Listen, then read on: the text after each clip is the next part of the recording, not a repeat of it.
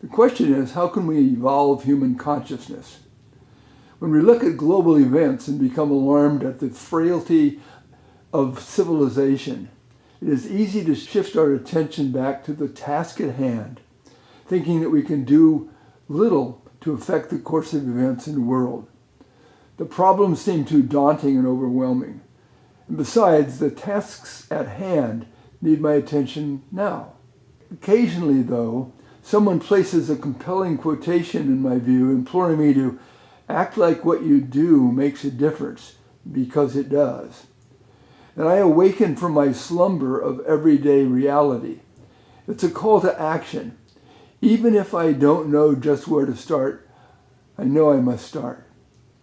Today we will consider the ideas of Ken Wilber and Jean Gebser as models for engaging with the world.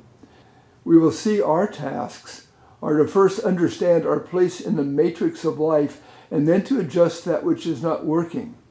Only then can we consider how we can work more effectively with those with whom we are connected by circumstance, to creatively share our insights and actions in the world. Wilber has been one of the most prolific writers and voices in the field of human development in the past 50 years. He has published nearly 50 books, including Sex Ecology, Spirituality, The Spirit of Evolution, an 850-page tome. I leaf through it from time to time to get inspired, although I have not read it from cover to cover. Wilber has also produced a plethora of videos despite ill health. Wilber explains how we have two types of spiritual engagement in the world. He shows how our failure to grasp them both affects education, politics, global warming, and even terrorism.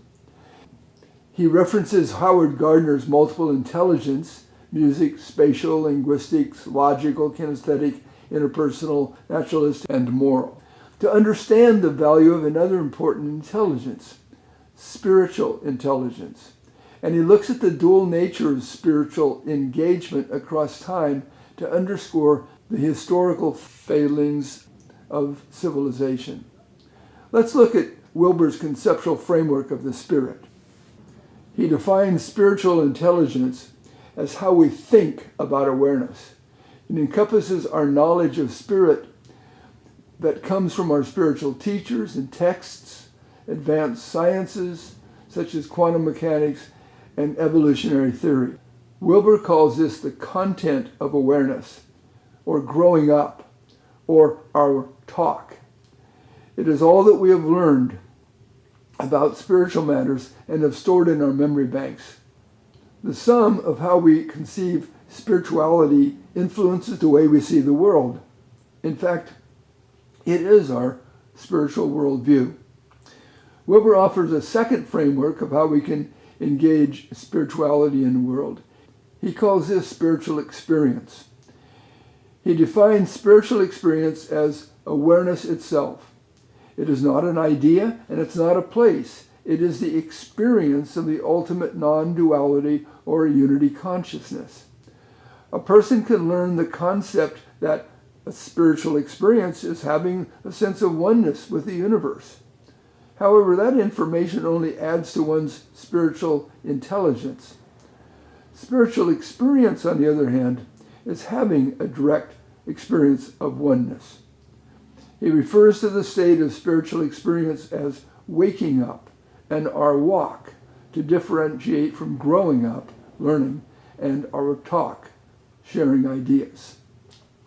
Wilber notes that humans started waking up over 50,000 years ago through shamanic vision quests.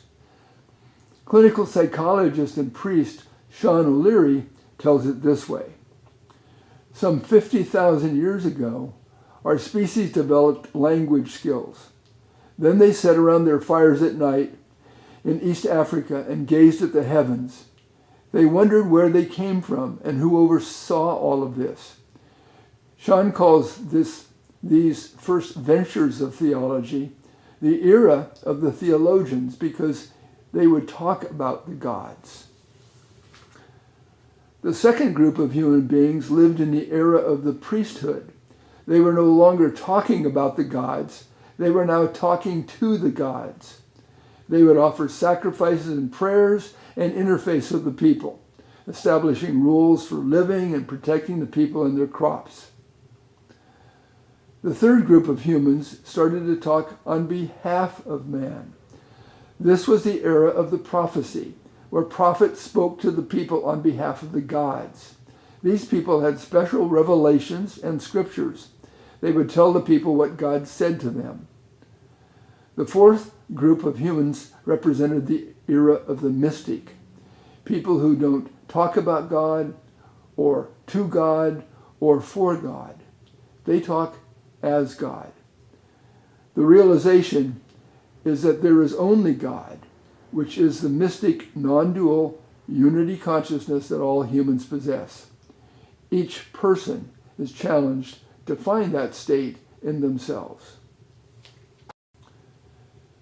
Wilber puts it another way. He said the founders of all the great wisdom traditions, Moses, Christ, Buddha, Lao Tzu, Muhammad, and others, all had profound spiritual experiences of being one with an ultimate reality or divinity. And they attempted to develop ways for their followers to have similar wake-up experiences. This ability to have a direct experience with the One dwindles as one gets farther and farther away from the source, and therefore it has been lost in the teachings of modern institutionalized religions.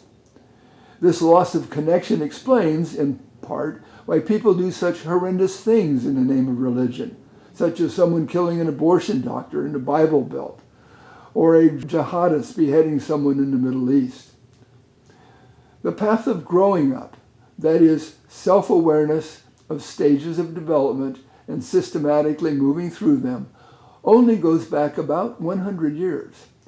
In fact, prior to the recent period, not a single human discipline anywhere in the world, including religion and spirituality, ever practiced waking up and growing up together. Wilber states that the results have been devastating to humankind. We need to look at the way our collective history has formulated our knowledge. This will give us a perspective that we, as a species, needs to extract ourselves, our environmental myth, to a higher level of knowing. To further elucidate, consider the fish in the stream that is adept at navigating the waters, but unable to affect its larger ecological environment. At the same time, consider our collective immersion in the stream of civilization. Our task is to find a way out of our own short-sightedness to save our social and natural environments. German philosopher, linguist, and poet Jean Gebser formulated such a system showing 6 stages of personal, cultural, and conscious development. These conscious stages can be traced back through our common history, as well as to account for our personal development. He asserts that we can all pass through these stages sequentially and that no stage is skipped. It's simple. Knowledge of one's stages of growth assists one to navigate through them. Gebser's stages of individual and collective historical development are the archaic. This is the early primitive stage of development in which the non-differentiated reality state in which one is barely aware of his relationship to the world. Consider a new baby, fresh out of the womb, birth to age 1, encountering his environment. He just is. At the historical level of development, imagine early primates immersed in gathering their foods on the high plains of East Africa. Their daily activity was primarily to eat and not be eaten. Their period began about 1 million years ago. The magic stage. This was man's intimate association to nature, although his nature was not fully differentiated from his surroundings. Mankind began to immerse from this state about 200,000 years ago. Consider a small child which has no idea of the comings and goings of his parents, only to appear like a magical jack-in-the-box toy, ages 1 through 4. The wonder of the material world is seen as a fantastic meal of non-causal events. At the historical level, the manipulation of mental images such as voodoo or having visions are examples of magic. The mythic literal stage. Cultural mythology taken as an absolute truth. This is deeply ethnocentric and fundamentalistic. Parents provide children a fairy tale world of explanation for why and how things take place. The stork delivers your little brother. Santa comes down the chimney with presents. The Easter bunny lays colored eggs, and the tooth fairy exchanges money for an extracted tooth placed under one's pillow. Children believe these to be true during this phase of life. Cultural myths help explain that which is complex, such as human reproduction, and provides a rich garden of fantasies for the child, ages 5 to 10. At the cultural level, before modern science, we also needed myth to explain the mysteries of life and provide peace of mind. Zeus ruled from on high, maintaining order by protecting or destroying people. Moses parted the Red Sea. Plant and animal species were placed 2 by 2 in an ark so that life would continue after the global flood. The Kakui, a boogeyman, would take kids away if they weren't good. And all cultures have creation myths. These are rich with symbolism. They are teaching stories. But at this early stage of humanity, they were taken literally, as fact. Some people have yet to emerge from this worldview. This was mankind between 10,000 BC and 600 BC.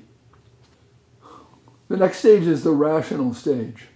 The use of rational here is not to be taken as abstractly or analytically. It simply means capable of having a world-centric understanding.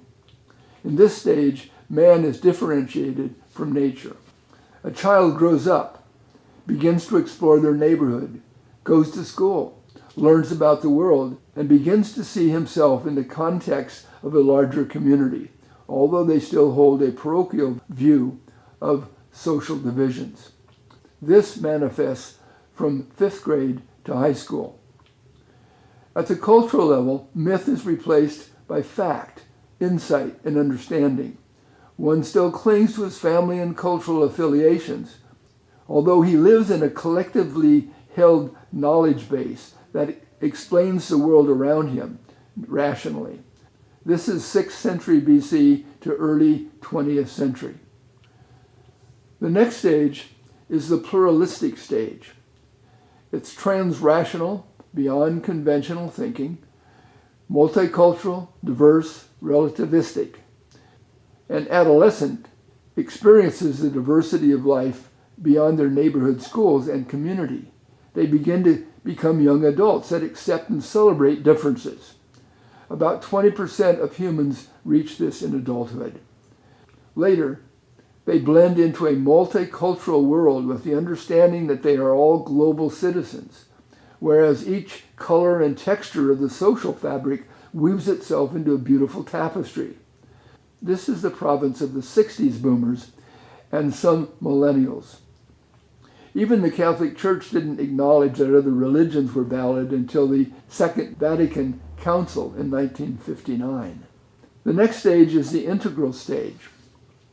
This transcends three-dimensional reality to include time. In this stage, all previous stages are considered for their merits and contributions. The culture embraces a holistic view. As young people read, travel, interact, and wonder, life for them becomes a rich treasure of connections and synthesis within the context of time. As they mature, they see through all things and perceive their true nature, giving up attachments and living love beyond the species level. Research has shown that less than 5% of the human population understands this stage. It should be clear by these descriptions that growing up is a long and complex process. Working through all these stages of life is important because we interpret the waking up state through the content of a growing up state. This means that our mind provides the context for understanding our state of being. It's imperative to understand how we react so we can spot it in ourselves and correct it. The following example from Wilber should make the relationship clear. Imagine that a person is awakened in the middle of the night by a powerful dream in which he sees a beam of light surrounding him, and he feels the warmth and power of the light, which creates in him a sense of oneness. He feels love and bliss with that light and the universe. This would be a powerful waking up experience for someone, and if he was a Christian, he might experience the light as Jesus Christ himself. How would he interpret this? If his growing up state was stage 1, egocentric on the Kohlberg-Gilligan scale, he might think that he is the beam of light and that he is Jesus Christ himself. Our mental institutions are full of people like this. Their waking up state is right, since we are all Christ consciousness or Buddha consciousness or Lao Tzu consciousness, but his growing up state is in the basement. Similarly, if his growing up state was stage 2, the ethnocentric stage, he might think that he is the savior of his special group and that it is his people's duty to directly convince or coerce everyone else to accept their savior or spend eternity in endless pain and suffering. This is the motivation of jihadists, the Crusades, and the evangelicals. It happened to the Mayan, American Indian, and it has happened to every other indigenous people around the world. In fact, it is happening in our current era as well. Another possibility for the person awakening from his dream, if his growing up state was stage 3, world-centric, he might start to see Christ as a world teacher among many genuine world teachers. Although if he was still operating at the mythic, literal level, he might be overcome by the fear that by embracing all world teachers, he might be losing his religion. This could cause him to lapse into guilt and remorse. You can see how one's response plays out differently depending on what growing up state he is in.